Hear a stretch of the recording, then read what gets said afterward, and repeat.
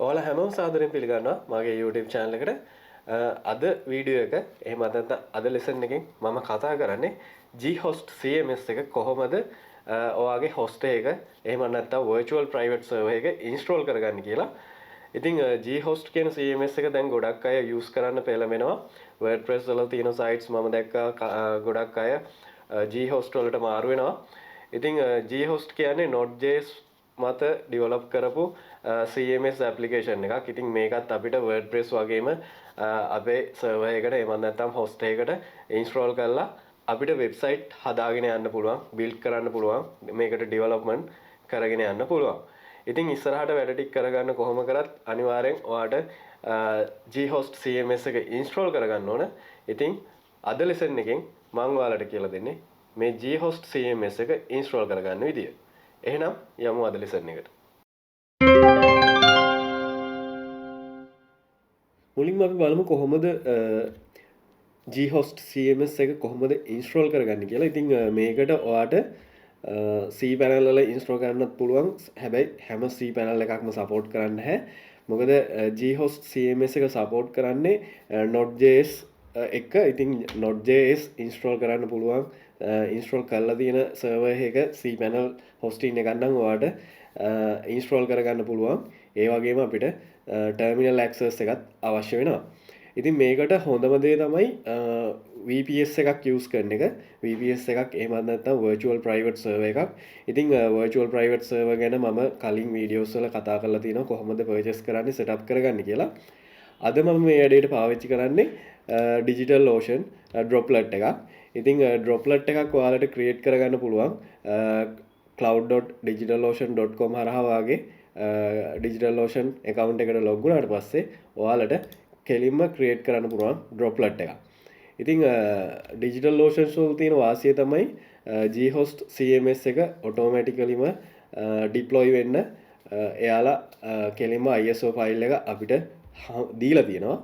ඉතින් ඔයාලට තියෙන්නේ අවශ්‍ය data center එක select කරලා ඉතින් OS මෙතන choose an image කියන එකේ ඔයාට OS marketplace එකේ කෙලින්ම search කරන්න පුළුවන් Ghost කියලා. ඉතින් Ghost කියලා click කරාම ඔයාට මෙතන කෙලින්ම එනවා Ghost එක Ubuntu 22.04 කියන Ubuntu version එකත් එක්ක automaticallyම Ghost support කරන ISO file එක. ඉතින් මේක ඔයාලට ඉන්ස්ටෝල් කරගන්න පුළුවන්. ඉතින් මෙතෙන්දී තව සර්විසස් දාන ඔයාලට අවශ්‍ය නම් බෑකප් සර්විස් මේව ඇක්ටිව් කරන්න පුළුවන්. ඉතින් අවශ්‍ය නැහැ. ඔයාලට එතනින් ISO එක සිලෙක්ට් කරගත්තට පස්සේ ඊළඟට පුළුවන් ඔයාලට අවශ්‍ය droplet එක මොකක්ද කියලා සිලෙක්ට් කරන්න. ඉතින් මේකට සාමාන්‍යයෙන් 1GB droplet එකක් උනත් run කරන්න පුළුවන්. ඉතින් මම මෙතෙන්දී සිලෙක්ට් කරනවා මෙතන 1GB 25GB තියෙන $4 ගන්න පුළුවන්. VPS එක. ඉතින් ඒක සිලෙක්ට් කරලා ඔයාට පුළුවන් මෙතන පාස්වර්ඩ් එකක් දීලා මේක ඉන්ස්ටෝල් කරගන්න. ඉතින් පාස්වර්ඩ් එකක් දෙද්දී ඔයාට පේනවා ඉතින් මෙතන characters 8ක් ඕන, ඒ වගේම upper case letter එකක් ඕන, number එකක් ඕන. ඒ වගේම end කරන්න බෑ special characters වලින්. ඉතින් ඔය requirement එක අනුව ඔයාට පාස්වර්ඩ් එකක් දාගෙන මෙතන droplet එක create කරගන්න පුළුවන්. droplet එක create වුණාට පස්සේ ඔයාලට මෙතනින් කෙලින්ම droplet එකට access කරන්න පුළුවන්. access කරාම කෙලින්ම droplet එකේ IP4 address එක පෙන්නනවා. ඒ වගේම ඉතුරු details පෙන්නනවා. access කරන්න, ඊට පස්සේ power off කරන්න සාමාන්‍ය VPS control panel එකේ තියෙන options ටික අපිට මෙතන බලා ගන්න පුළුවන්. ඉතින් ඊට පස්සේ සාමාන්‍ය විදියට install වුණාට පස්සේ ඔයා droplet එකට SSH through access කරන්න ඕනේ. ඉතින් සාමාන්‍යයෙන් අපි normally Ubuntu terminal එකට access කරන විදිහටම අපිට මෙතෙන්දී IP එක දාලා access කරන්න තියෙන්නේ. ඉතින් ඒකට ඔයාලට Windows වල නම් Bitwise හරි Putty හරි application එකක් use කරන්න පුළුවන්.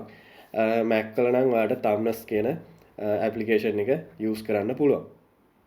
ඉතින් මේකට ගියාට පස්සේ ඔයාලට සාමාන්‍ය විදිහටම ඔයාලට මෙතන host එකක් add කරගන්න තියෙනවා. ඔයාලට server එක add කරගන්න පුළුවන්. ඉතින් මෙතන server එකට address එක ඉල්ලනවා. ඔයාලට server එකේ IP එක දාන්න පුළුවන්. ඊට පස්සේ root user ඉල්ලනවා. ඊට පස්සේ ඔයා දාගන්නපු password එක මෙතෙන්ට paste කරන්න තියෙන්නේ. copy කරලා දාගන්න පුළුවන්.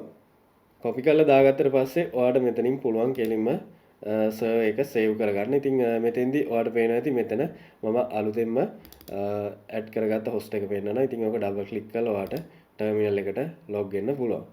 ටර්මිනල් එකට ලොග් වුණාම ඔයාලට පෙන්නනවා මෙතන ඔටෝමැටිකලිම ටාස්ක් එකක් රන් වෙනවා. ඉතින් Ghost CLI කියලා සබ් ඇප්ලිකේෂන් එකක් තියෙනවා. ඉතින් මේකට හදපු ඉන්ස්ටොලේෂන් ප්‍රොසෙස් එකට හදපු ඇප්ලිකේෂන් එකක්. ඉතින් අපිට Ghost ඇප්ලිකේෂන් එකේ හැමදේම කරගන්න තියෙන්නේ මේ Ghost CLI කියන ඇප්ලිකේෂන් එකේ කමාන්ඩ්ස් through.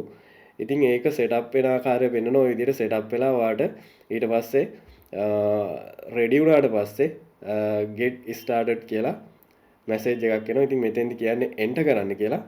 මෙතෙන්දි enter කරාට පස්සේ අහනවා ඔයාගේ domain details. ඊට පස්සේ domain එක enter කරාට පස්සේ අපිට continue කරගෙන යන්න පුළුවන්. ඉතින් මේ විදිහට setup වෙනකොට තාම අපිට අපේ domain එකේ මොකද්ද use කරන domain එක කියලා ඇහුවේ නැහැ. ඉතින් මේ ඊළඟ step එකේදී ඒ process එක එනවා. ඉතින් ඊට කලින් ghost මෙතන details ටිකක් දීලා තියෙනවා. අපේ domain එක DNS වලට add කරන්න කියලා. ඉතින් ඔයා use කරන domain එකට a record එකක් විදියට add කරන්න ඕන. ඉතින් මම මෙතෙන්දී use කරන්නේ Cloudflare එකට. ඉතින් ඔයාගේ DNS Cloudflare හරි cPanel හරි host එකක නම් තියෙන්නේ. ඔයාලට පුළුවන් ඒකට access කරන්න. access කරාට පස්සේ අපිට පුළුවන් ඒ අදාළ domain එකක් setup කරගන්න. ඉතින් Cloudflare ගැන මම වෙනම වීඩියෝ එකකින් කරන්නම්. Cloudflare ඇත්තටම use කරන්නේ DNS manage කරන්න. ඒ කියන්නේ hosting එක සහ domain එක connect කරන්න සහ මේ අතරමැද service එකක් විදියට තමයි තියෙන්නේ. ඉතින් මම මෙතන මගේ තියෙන domain එකේම sub domain එකක් විදියට තමයි use කරන්නේ. ඉතින් මම ඒක නිසා මෙතන domain එක මම add කරගෙන තියෙන්නේ. ඒ domain එකේ DNS management එකට යනවා. DNS management එකට ගියාට පස්සේ මෙතන මට පෙන්නනවා මොනවද මම හදාගෙන තියෙන DNS records. ඉතින් අපිට එතෙන්දි දෙන්නේ කෙලින්ම A record එකක් add කරන්න කියලා. ඉතින් ඔයාට DNS record management එකට ගිහිල්ලා මෙතන add records ගිහිල්ලා මෙතන A record එකක් තමයි add කරන්න තියෙන්නේ. මෙතන record type එක තියෙනවා. ඉතින් A record එකක් add කරලා ඔයා මෙතන main domain එක නම් කෙලින්ම මෙතෙන්ට IP එක දාන්න පුළුවන්.